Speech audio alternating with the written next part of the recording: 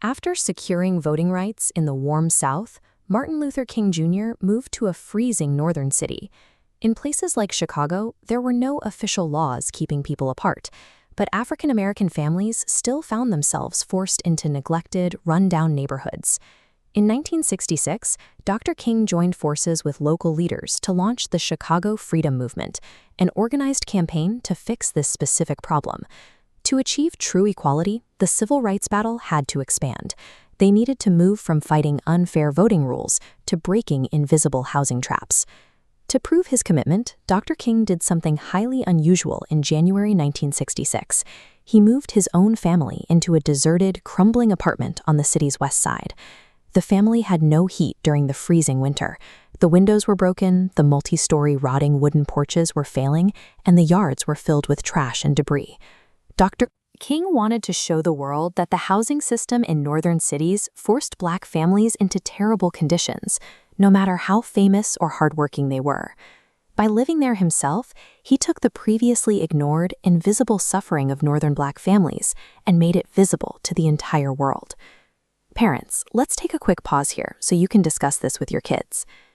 The reason families were stuck in these broken apartments came from an official government and banking practice called redlining. This map shows how it worked. Banks and the government literally drew red lines on maps around neighborhoods where African American families lived. If your home fell inside these red boundaries, banks refused to give you a loan, strictly enforcing a financial blockade. Without access to bank loans, they were blocked from buying homes, improving their property, and building wealth over time.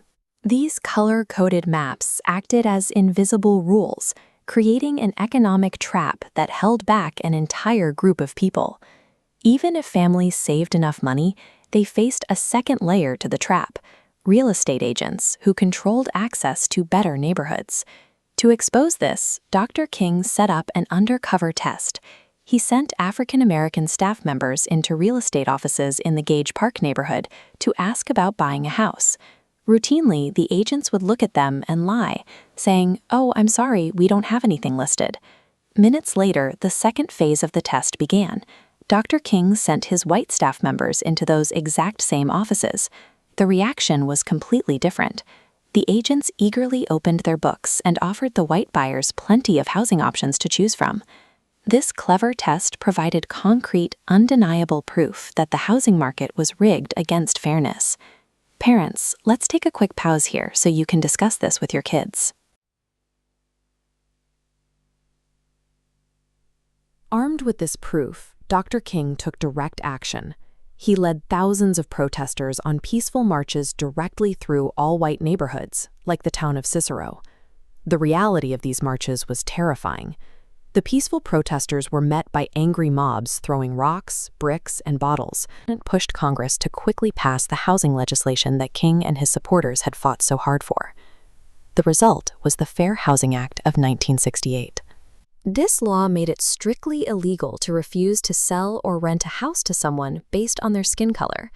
By officially tearing down those invisible barriers, this law dismantled the economic traps and secured a nationwide victory for neighborhood fairness. Parents, let's take a quick pause here so you can discuss this with your kids.